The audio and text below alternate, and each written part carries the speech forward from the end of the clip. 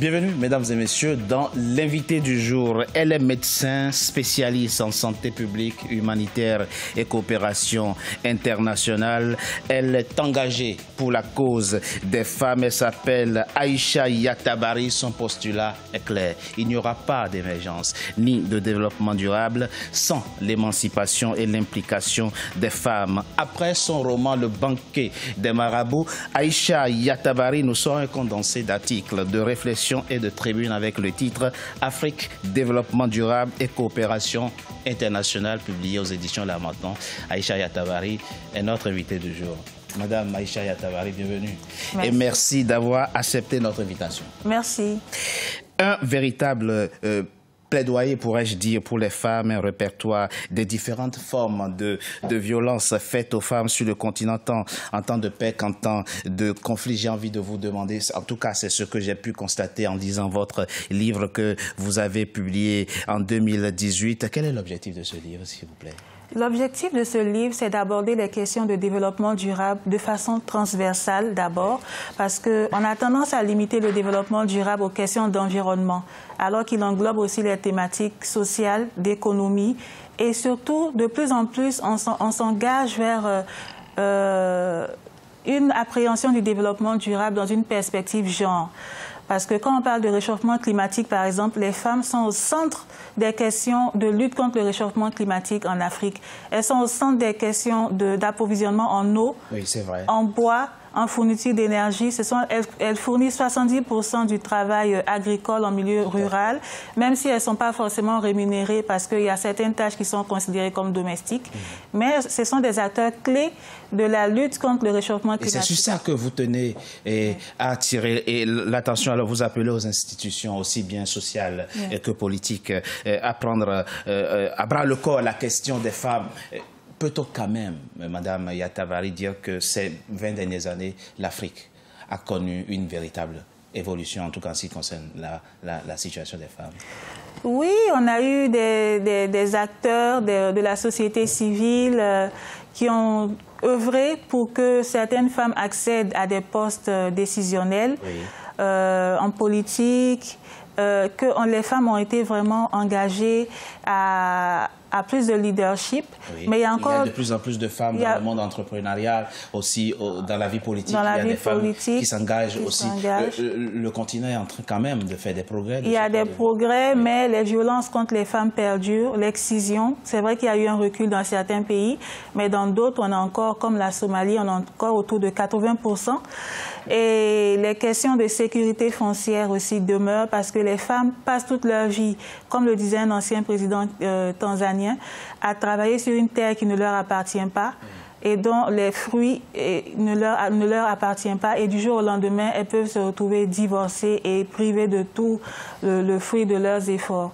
Et les femmes sont aussi victimes, quand on parle d'éducation, elles sont aussi, elles constituent la population la moins instruite. La moins instruite. Et le cas que vous évoquez est intéressant. Quand même, il y a dans de nombreux pays du continent une évolution de ce point de vue. Dans votre pays, la Côte d'Ivoire, par exemple, 55,8% des filles sont scolarisées aujourd'hui au primaire contre 67,1% des garçons. C'est ce que vous indiquez dans votre livre. Mais on voit aussi qu'il y a de plus en plus de filles qui arrivent à atteindre le palier du secondaire et même de l'université.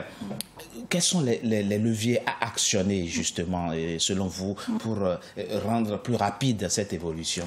Au niveau de l'éducation, on n'a pas parlé encore de la santé de la femme parce que la femme est encore plus vulnérable sur le continent africain par rapport à certaines affections meurtrières comme le VIH-Sida, la tuberculose, le paludisme et même les questions de malnutrition dues à l'insécurité alimentaire parce qu'elles sont aussi les plus pauvres et elles ont plus difficilement accès au système de soins. Et au niveau de l'éducation, il y a les préjugés sociaux.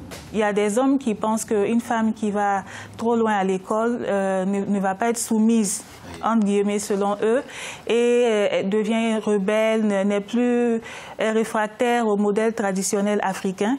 Donc, ces préjugés font que... Il faut les casser, ces préjugés. Ils ne veulent pas que les femmes étudient juste et qu'elles aillent loin à l'école. Ils se disent aussi qu'on investit dans l'éducation d'un garçon, c'est plus rentable parce que le garçon reste dans la famille, tandis que la femme va se marier. Oui. Et, mais elle reste aussi membre de la famille, mais elle devient la femme d'un autre homme, elle appartient entre guillemets.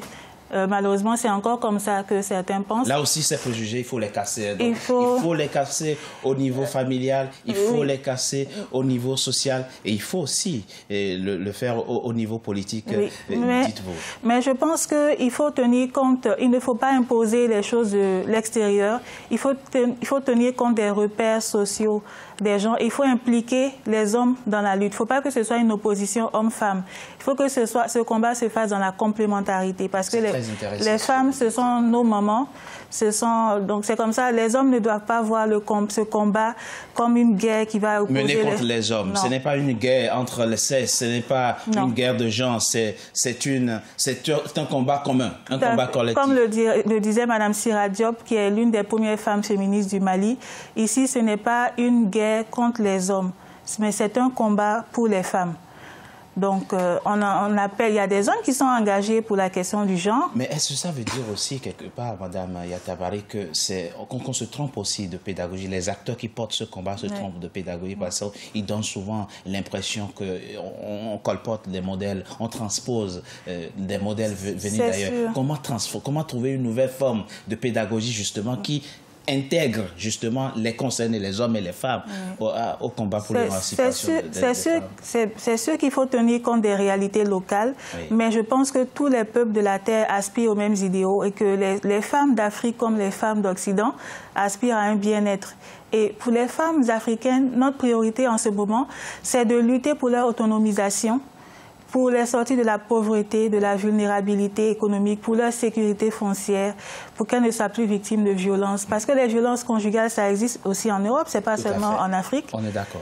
Et donc, je pense que c'est un combat commun qui nécessite non seulement une solidarité des sexes, mais aussi une solidarité internationale entre le Nord et le Sud. Et vous le dites très bien dans votre livre, hein, le développement restera un vain mot, l'émergence restera un vain mot tant qu'on n'intégrera pas la dimension genre, tant qu'on ne travaillera pas à l'émancipation, à l'autonomisation des femmes. Je rappelle, Madame Aïcha Yatabari, que vous êtes la présidente de l'association Femmes Santé et Solidarité Internationale. Vous êtes médecin spécialiste en santé publique, humanitaire et coopération internationale. Écrivaine êtes-vous également.